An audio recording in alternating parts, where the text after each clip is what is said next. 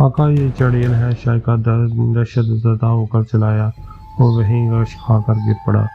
बदहवासी में मुझे कुछ ना सूझा तो राइफल का बाटू से चड़ेल के सर पर दे मारा और वो लड़खड़ाती हुई गहरी गहरी खाई में जाकर खत्म हो गई। मेरी ज़िंदगी का ये नाकाबिले फरामोश हादसा इतनी जल्दी रूनमा हुआ, मैं कुछ सोच ही नहीं सका कि क्या वाक़या पेश आया है। मेरा जिस्म पसीने से तर हो चुका था। तारीकी अब इस कदर बढ़ चुकी थी कि 10 गज दूर की शय भी दिखाई न देती। इस वीरान और सुनसान पहाड़ी जंगल में फैली हुई पुरस्कार खामोशी पे हद दर्जा अजियतनाक थी, जिसे कभी कभी उल्लू की भयानक चीखें तोड़ने की कोशिश कर रही थी। मेरे घुटने में दर्द की टिस्सें फिर तेज हो गई और मैं वहीं लेट गया। मुझे अब अपनी मौत का यकीन हो चुका था। थोड़ी देर में जब मेरी तबीयत संभली, होशो हवास अपनी जगह पर वापस आने लगे, तो मैंने अपने गिरदो पेश का जायजा लेने की कोशिश की। फ़ज़ा में एक अजीब किस्म की नागवार बदबू फैली हुई थी, जैसे सड़े हुए गोश्त की होती है। इस बूढ़ी चड़ेल का चेहरा मेरी नज़रों के आगे बार बार रक्स कर रहा था। मैं सोचने लगा कि क्या मैंने कोई डरावना ख्वाब देखा है, मगर नहीं, ये ख्वाब नहीं था बल्कि हकीकत थी। आग का अलाव जो इस चड़ेल ने रोशन किया था अब पूरी तरह जल रहा था। मैंने बदनसीब शायका को उठाया और ले जाकर उसे झोंपड़ी की तरफ डाल दिया। अलाव की रोशनी में झोंपड़ी का जायजा लेने लगा। ये झोंपड़ी बिल्कुल इसी तर्ज पर बनी हुई थी जिस तरज पर अमेरिका के रेड इंडियन अपनी झोंपड़ियाँ बनाते हैं, यानी गोल और ऊपर से लहरोती। मैंने महसूस किया कि झोंपड़ी के कोने और गोशों में सड़े हुए गोश्त की बसात उठ रही है। एक जमानत पुराने कपड़ों की दजियाँ और मिट्टी के बर्तन भी दिखाई दिए। जलते हुए अलाव की रोशनी झोंपड़ी के अंदर पहुंच तो रही थी, मगर इस कदर मदम थी कि मैं पूरी तरह अंदरूनी हिस्सा न देख सकता था। मैंने टॉर्च निकाली, उसे रोशन किया। यूं रोशनी का तेज दायरा टॉर्च से हाथ हुआ। मेरी निगाह झोंपड़ी के बाएं गोशे में गई तो फटे खौफ से मेरा जिस्म लर्ज गया और एक लम्हे के लिए मुझे यूं मालूम हुआ कि जैसे खून मेरी रगों में सर्द होकर जम रहा है। इंसानी हड्डियों, खोपड़ियों और गोश्त के बड़े बड़े लूथड़ों का एक ऊंचा ढेर था जो मुझे दिखाई दिया और वो नाकाबिले बर्दाश्त बदबू इस ढेर में से उठ रही थी। मैंने चाहा कि वहीं से निकल भागूं, मगर फिर मेरे पैरों में जैसे जान ही ना थी। अपनी कुव्वते इरादी जमा करके मैं झोंपड़ी से बाहर निकला। अब यहाँ ठहरना जानबूझकर मौत को दावत देने में मुतरद्दिद था। अदा मालूम ये क्या बला थी जो इंसानों को खाया करती थी, और ये ख्याल मुझे बार बार आ रहा था कि शायद ऐसी ही आदमखोर चड़ेलें करीब ही कहीं मौजूद न हो। अभी मैं ऐसी कैफियत में गुम था कि अचानक जंगल की बेकरार और परहोल तारीकी में शेरों के दहाड़ने की आवाज़ें आईं। उनकी आवाज़ों ने रहे से होश भी उड़ा दिए। मेरी छठी हंस ऐसे मौक़ों पर अच्छी तरह बेदार हो जाया करती थी।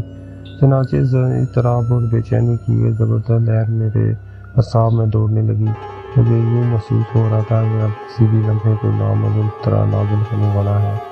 अचानक मैंने पहाड़ के दामन में हल्की सी आहट सुनी, जैसे कि दरिंदा अपने कंधों से ज़मीन खुरचता हुआ आगे बढ़ रहा है। ये आवाज़ लम्हा लम्हा मेरे करीब आ रही थी। मैंने आंखें फाड़ फाड़ कर देखने की कोशिश की, मगर कुछ भी नजर न आया। दहशत से मेरे जिस्म के रोंगटे खड़े हो गए।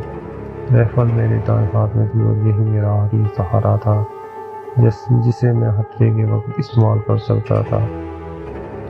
मैं झोंपड़ी से बाहर निकला तो लाव से थोड़े फासले पर शायका का बेहोश जिस्म पड़ा दिखाई दिया। ना मालूम हुआ मर चुका था। अभी इसमें जिंदगी कोई रमक बाकी ना थी। ये मैं कभी ना जान सकूंगा, क्योंकि चंद ही लम्हों बाद जो मंजर मैंने अपनी आंखों से देखा वो मुझे होश से पागल कर देने के लिए काफ़ी था। वो पुरसरार रोंगटे खड़े कर देने वाली आवाज़ दरअसल किसी दरिंदों के कदमों की ना थी, बल्कि बहुत से जंगली इंसानों की थी जो पहाड़ी पर चल रहे थे। उन्होंने मुझे नहीं देखा था, मगर बुलंदी पर होने के बाद मैं उन्हें देख चुका था। मैं झोंपड़ी के पीछे से पहाड़ी से नीचे उतर जाऊं। टॉर्च मेरे पास थी, जिसकी मदद से रास्ता तलाश करना कुछ मुश्किल ना था। जब से मैं इधर आया तो मालूम हुआ कि पहाड़ी का यह हिस्सा इस कदर दुश्वार गुजार है तो मेरी एक छोटी सी गलती हज़ारों फुट गहरी खाई में फंसाने के लिए काफ़ी है। झोंपड़ी अब मुझसे 20-25 गज के फासले पर थी اور میں جس جگہ کھڑا تھا وہاں پر اس قدر گپا اندھیرا تھا کہ ہاتھ کو ہاتھ سجائی نہ دیتا تھا۔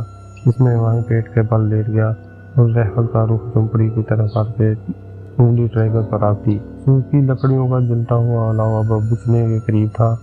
اس کی مدھم روشنی میں شیخا کا بے ہوش جسم صاف دکھائی دے رہا تھا۔ اتنے میں وہ وحشی اوپر چڑھ آئے اور تعداد میں 5 تھے۔ سب کے سب بالکل ننگ دڑنگ تھے۔ بالوں سے ان کا سارا جسم ڈھکا ہوا تھا۔ داڑھی، مونچھ اور سر کے بال اس قدر آپس میں ملتے تھے کہ سوائے آنکھوں کے چہرے کا کوئی حصہ دکھائی نہ دیتا تھا۔ وہ بالکل ایک قد اور ریچھ کے مانند تھے۔ حقیقت یہ ہے اگر میں دونوں پیروں کے سہارے چلتے ہوئے نہ دیکھتا تو انہیں ضرور ریچھ کی نسل کا کوئی درندہ سمجھ لینے پر مجبور ہو جاتا۔ شاید وہی بوڑھی چڑیل کی تلاش میں یہاں آئے تھے جو انہی کے قبیلے سے تعلق رکھتی تھی، مگر وہ انہیں کہیں نظر نہ آئی۔ شیخا کو انہوں نے ابھی تک نہیں دیکھا تھا۔ پہلے میرے جی میں آیا کہ رائفل کے اندر دل فائر کر کے ان اشام موزیوں کا ہمیشہ کے لیے قصہ تمام کر دوں، لیکن اس خدشے سے رک گیا اگر میرا نشانہ ہٹا ہو گیا اور ان جنگلیوں کو میری موجودگی کا پتہ چل گیا تو ان کے منہ کا لقمہ ملنے سے مجھے کوئی بھی نہیں بچا سکے گا۔ اچانک انسانی شکلوں کے درندوں کے منہ سے بھیانک چیخیں نکلی اور میرا کلیجہ لرز گیا۔ انہوں نے شائقہ کو وہاں پڑا ہوا دیکھ لیا تھا۔ اب خوشی سے چلا رہے تھے۔ وہ ہونہار بیٹیوں کی طرح اس بد نصیب سپاہی کی طرح جھپٹے اور جونکوں کی مانند اس سے چمٹ گئے۔ شاید وہ اس کا خون پی رہے تھے۔ میں نے دیکھا کہ کسی ہتھیار کے ذریعے انہوں نے لاش کے ٹکڑے ٹکڑے کیے اور جلدی جلدی کچا گوشت چبانے لگے۔ یہ منظر اس قدر دہشت انگیز تھا کہ میرا بدن برف کی مانند سرد پڑ گیا۔ میری آنکھوں کے آگے پہلے شرارے ناچنے لگے اور پھر میں جیسے تاریکی کے اٹھاس سمندر میں ڈوب گیا۔ ڈاکٹر نے ناڈیل کی یہ پرسرار داستان کچھ اس انداز سے سنائی۔ ایک مرتبہ تو دہشت کی لہر میرے جسم میں بھی دوڑ گئی۔ میں نے اس سے پوچھا لاڈیل اب کہاں ہے؟ اس نے بتایا لاڈیل کی جان تو بچ گئی لیکن اس حادثے نے اس کا ذہنی توازن گرم کر دیا۔ بعض اوقات راتوں کو سوتے سوتے چون کر اچانک چیخنے لگتا ہے۔ بعد ازاں اسے جبری رخصت پر اپنے وطن واپس بھیج دیا گیا اور اب مجھے کچھ علم نہیں ہے وہ زندہ ہے یا مر گیا۔ جب میں نے ڈاکٹر سے اپنے شبے کا اظہار کیا کہ کیا ہمیں لاڈیل کی روایت پر یقین کر لینا چاہیے تھا تو وہ کہنے لگا مجھے اس حادثے کی صداقت پر اس طرح یقین ہے جیسے کل سورج مشرق سے طلوع ہوگا۔ وہ جھوٹ اور گپ باتی کا عادی نہیں تھا۔ اس نے مجھے بعد میں کئی مرتبہ وہاں لے جا کر لاش پر جھونپڑی دکھائی۔ پنچوں کے انسانوں کی ہڈیاں کھوپڑیاں بھی دکھائی تھی جو یقیناً اب بھی وہاں موجود ہوگی۔ اس رات میں آرام سے نہ سو سکا۔ وہ سونے کا سوال کیا تھا مجھے نیند ہی نہیں آتی۔ بار بار یہی خیال میرے ذہن میں گردش کرتا تھا یا واقعی انسانوں کی کوئی نسل ہے جو انائی کے جنگلوں میں بستی ہے یا لاڈیل کے فریب و تحیل کی کرشمہ سازی ہے۔ انسانی فطرت میں تجسس کا جو مادہ فطرت نے رکھا ہے اسے چین سے بیٹھنے نہیں دیتا۔ میں نے دل میں تہیہ کر لیا رہا کچھ بھی ہو میں خود اس معاملے کی تحقیق ضرور کروں گا۔ صبح جب میں نے ڈاکٹر کے سامنے اپنا ارادہ ظاہر کیا تو اس نے کانوں پر ہاتھ رکھے اور صاف جواب دے دیا میں خطرناک ترین مہم میں میرا ساتھ دینے کی حماقت کرنے کا ارادہ نہیں رکھتا، بلکہ اس نے مجھے بھی سمجھانے اس ارادے سے باز رکھنے کی کوشش کی، مگر میرے سر پر تو قضا کھیل رہی تھی۔ میں نے ایک نہ سنی اور اب مجھے تسلیم کرنے میں کوئی شرم محسوس نہیں ہوتی۔ اگر میں ڈاکٹر کی نصیحت مان کر اپنا ارادہ ترک کر دیتا تو وہ اذیت ناک حادثہ پیش نہ تھا جس کی بدولت میری زندگی اب مدتوں سے بدتر ہو چکی ہے۔ کئی مرتبہ اس جانکنی سے تنگ آ کر خودکشی کا ارادہ کر چکا ہوں مگر موت نہیں آتی۔ میری زندگی کے تجربات میں سے یہ وہ تجربہ ہے جسے میں صحت مرنے کے بعد بھی یاد رکھوں۔ آج بھی تنہائی کے وحشت انگیز لمحات میں جب بھی میں چشم تصور سے ان حالات کا جائزہ لیتا ہوں جن سے مجھے دوچار ہونا پڑا تو یقین کیجیے کہ اپنے ہوش و حواس پر شک گزرنے لگتا ہے کہ کیا واقعی ایسا ممکن ہے۔ آدم اور وحشیوں کو دیکھنے ان سے دو دو ہاتھ کرنے کا جنون مجھ پر اس قدر شدت سے طاری ہوا کہ بیان سے باہر ہے۔ تو ندیدہ اور پرسرار قوت تھی جو مجھے شیروں کی وادی میں لے جا رہی تھی۔ اس طویل تمہید کے بعد میں اصل واقعے کی طرف آتا ہوں۔ میں نے رخصت حاصل کرنے کے لیے اپنے محکمے کے افسر اعلیٰ کو درخواست سے پڑانگ دے دی۔ پڑانگ سمارٹ واگن دارالحکومت ہے اور تمام بڑے سرکاری دفاتر یہی ہیں۔ درخواست میں صرف یہ اظہار کیا کہ میں یہ رخصت صرف سیر و سیاحت اور تھکن دور کرنے کے لیے دے رہا ہوں۔ امید کے مطابق یہ درخواست جلد ہی منظور ہو گئی اور میں زندگی کی آخری اور خطرناک ترین مہم پر روانہ ہونے کی تیاری میں مصروف ہو گیا۔ سب سے پہلے میں نے انائی کے علاقے کا مکمل نقشہ حاصل کیا، پھر ایسے رہبر کی تلاش ہوئی جو اس علاقے میں گھومنے کا عملی تجربہ رکھتا ہوا۔ پینبنگ میں شکاریوں اور سیاحوں کی سہولت کے لیے حکومت نے ایک علیحدہ محکمہ کھول رکھا ہے جہاں انہیں ہر قسم کی معلومات اور نقشے آسانی سے مل جاتے ہیں اور ضرورت پڑنے پر معمولی رقم کے عوض ایک ایسا شخص بھی مہیا کر دیا جاتا ہے جو سیاحوں اور شکاریوں کو جنگلی اور پہاڑیوں میں لیے پھرتا ہے۔ جب میں اپنے کے محکمہ سیر و سیاحت میں انائی کے نقشے لینے گیا تب وہاں دو امریکی سیاحوں سے ملاقات ہوئی۔ ایک کا نام نکسن اور دوسرے کا نام ولیم تھا۔ گفتگو کے درمیان یہ پتہ چل گیا نہ صرف وہ سیر و سیاحت سے دلچسپی رکھتے ہیں بلکہ اچھے شکاری بھی ہیں۔ میں امریکی لوگوں سے مل کر اس لیے خوش ہوتا ہوں کہ وہ نہایت زندہ دل، ملنسار اور جلد ہی گھل مل جانے والے لوگ ہیں اور فطری طور پر مہمان پسند ہیں۔ وہ اس وقت بورینو سے سیدھے اسمارٹ آئے تھے اور وہاں کے تاریک اور سرد جنگلات کا ذکر بار بار کرتے تھے۔ میں نے انہیں بتایا کہ انائی کے جنگلوں میں آدم اور انسان پائے جاتے ہیں تو وہ حیرت سے میرا منہ تکنے لگے جیسے مجھے دیوانہ سمجھ رہے ہوں، اور جب میں نے یہ بتایا کہ چند روز تک میں انہی آدم اور انسانوں کی تلاش میں وہاں جانے والا ہوں تو انہیں میرے پاگل ہونے میں کوئی شبہ نہ رہا۔ البتہ میں نے انہیں دعوت دی اگر وہ میرے ساتھ چلنا پسند کرے تو خوب لطف رہے گا۔ میں واپس اپنی قیام گاہ پر آ گیا اور ہاشم سے کہا کہ وہ کلیوں اور حسروں کا انتظام کرے تاکہ ہم اپنے سفر پر جلد روانہ ہو سکیں۔ ہاشم بہت خوش تھا، مل کے اتنے عرصے کے بعد اسے اپنی رائفل کے جوہر دکھانے کا موقع مل رہا تھا۔ ایک روز شام کا وقت میں اپنے خیمے میں بیٹھا قہوہ پی رہا تھا۔ ہاشم اپنے ساتھ ایک عمر رسیدہ لیکن بے حد قوی اور خودساز شخص کو لے کر آیا۔ میرے اندازے کے مطابق اس کی عمر 60 اور 70 کے درمیان تھی، لیکن قد کاٹ اس پر مضبوط تھا کہ ایک لمحے کے لیے مجھ پر شک آیا۔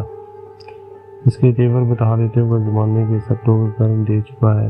وہ آتے ہی میرے سامنے معتبر انداز میں کھڑا ہو گیا۔ میں نے سوالیہ نظروں سے ہاشم کی طرف دیکھا۔ مالک اس کا نام بابی ہے اور یہ گائیڈ کے طور پر کام کرتا ہے۔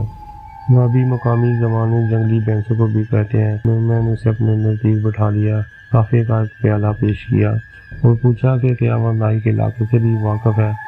بابی کی آنکھوں میں ایک نئی چمک نمودار ہوئی۔ وہ چند لمحوں تک گردن جھکائے کچھ سوچتا رہا، پھر وہ آہستہ سے بولا، صاحب آپ وہاں نہ جائیں تو اچھا ہے۔ میں نے سوال کیا، وہاں کیا ہے؟ تم چپ کیوں ہو گئے ہو؟ اگر تم وہاں نہیں جانا چاہتے تو میں تمہیں مجبور نہیں کروں گا۔ بابی کا چہرہ صاف ماضی کر رہا تھا کہ اس کے دل میں کوئی بات ضرور ہے جسے زبان پر لانے سے وہ کچھ آ رہا ہے، اور وہ بات سوائے آدم خور بلاؤں کے اور کیا ہو سکتی تھی۔ جب میں نے اصرار کیا تو بابی نے یوں زبان کھولی، مالک اگر آپ وہاں جانا چاہتے ہیں تو ضرور جائیں، کون ہے جو آپ کو روک سکتا ہے؟ لیکن یہ یاد رکھیے کہ شیروں کی وادی سے کوئی جان سلامت لے کر نہیں آیا۔ وہ بدروحوں اور شیطانی بلاؤں کے رہنے کی جگہ ہے جو درندوں کے بیس میں آ کر انسانوں کو کھا جاتی ہیں۔ آپ سمجھتے ہیں کہ شاید میں شیروں کی وادی میں پہنچ جانے سے ڈرتا ہوں؟ نہیں مالک، یہ بات نہیں ہے۔ مجھے تو ایک روز مرنا ہے اور موت کا وقت معین ہے۔ اگر میری موت شیروں کی وادی میں آئے گی، اگر وہ آسمانی دیوتاؤں نے یہ حکم دے دیا کہ میں شیطانی روحوں کا شکار بنوں تو کون ہے جو دیوتاؤں کا حکم ٹال سکتا ہے؟ میں آپ کے ساتھ جاؤں گا مالک۔ اس کے بعد اس نے سختی سے یوں اپنے ہونٹ بھینچ لیے جیسے آئندہ نام بولنے کا تہیہ کر چکا ہو۔ ہاشم حیرت سے بابی کی طرف دیکھ رہا تھا۔ میں نے اس کے چہرے پر دہشت کی علامات پھیلی ہوئی دیکھ لی، لیکن میں جانتا تھا کہ اس کی وفاداری شک و شبہ سے بالا تر ہے۔ جہاں میرا پسینہ گرتا ہے وہاں خون بہانے کے لیے ہر وقت تیار رہتا تھا۔ 2-3 دن کے اندر ہم نے اس مہم کی تیاریاں مکمل کر لی۔ بابی نے حیرت انگیز طور پر بہت جلد 4 کلیوں اور حجروں کا انتظام کر دیا تھا۔ میں نے اندازہ لگایا کہ وہ نہایت کام سخن اور اپنے کام سے کام رکھنے والا آدمی ہے۔ ہاشم کی طرح فضول گفتگو اور گپا سپا اسے نہیں آتا تھا۔ میں اس سے کبھی بھی کچھ پوچھنے کی کوشش کرتا تو وہ صرف گردن ہلاتا اور مسکرا کر کسی اور کام میں مصروف ہو جائے گا۔ بہرحال مجھے اس پر پورا اعتماد تھا کہ وہ ہمیں دغا نہیں دے گا۔ روانگی سے ایک روز پیشتر کا ذکر ہے۔ دوپہر کا وقت ہو گیا، میں آرام دہ کرسی پر بیٹھا حال میں تصور میں نادم انسانوں کو دیکھ رہا تھا کہ دور سے گھوڑوں کے دوڑنے کی آواز کان میں آئی۔ میں نے سر اٹھایا تو کیا دیکھتا ہوں کہ 2 شخص گھوڑوں پر بیٹھے میری طرف آ رہے ہیں۔ جب وہ نزدیک آئے تو میں نے انہیں فوراً پہچان لیا۔ وہ ولیم اور نیکسن تھے۔ انہوں نے بتایا کہ وہ پڈانگ سے سیدھا کلمبنگ آ رہے ہیں، ان کا سامان شام تک آ جائے گا۔ ان کے آ جانے سے سچ پوچھیے تو مجھے بڑی تقویت ملی۔ رات کو جب کافی محفل جمی تو ادھر ادھر کی باتوں کا سلسلہ شروع ہوا۔ میں نے ان سے پوچھا کیا وہ میرے ساتھ انائی جانے کا ارادہ رکھتے ہیں۔ ولیم نے بتایا ہم پڈانگ میں ایک انگریز شکاری سے ملاقات کی تھی۔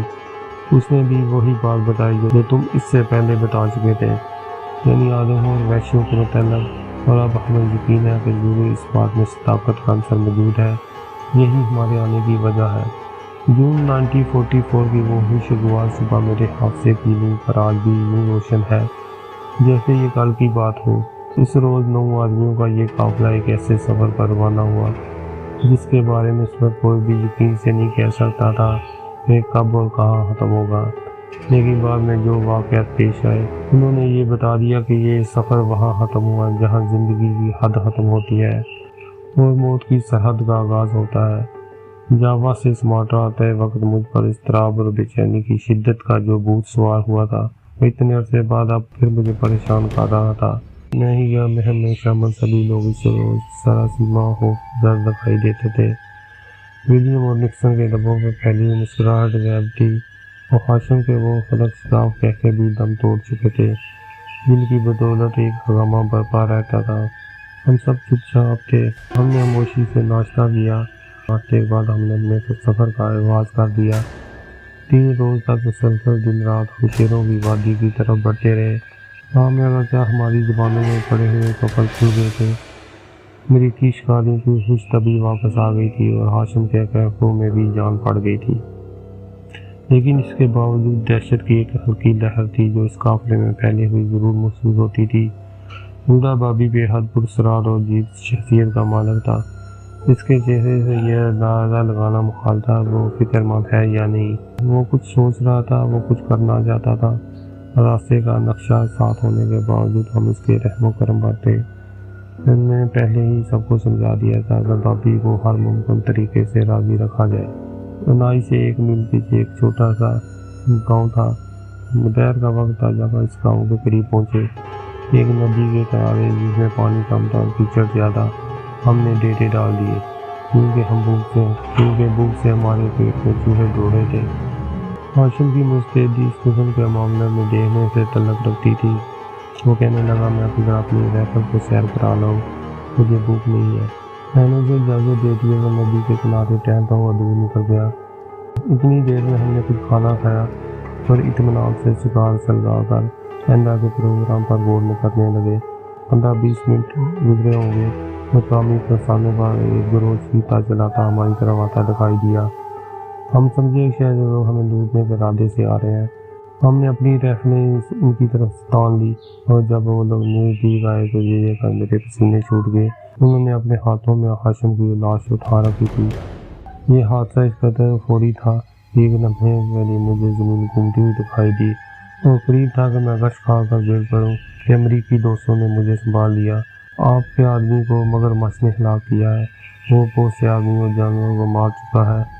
اس میں ضرور کوئی بد روح ہے صاحب، وہ کسی سے نہیں مرتا۔ اس نے ہماری گائیں کھا لی، اس نے ہمارے بچے ذبح ڈالے، اس نے ہماری عورتیں ہڑپ کر ڈالی، یہ وہ بہت ظالم ہے۔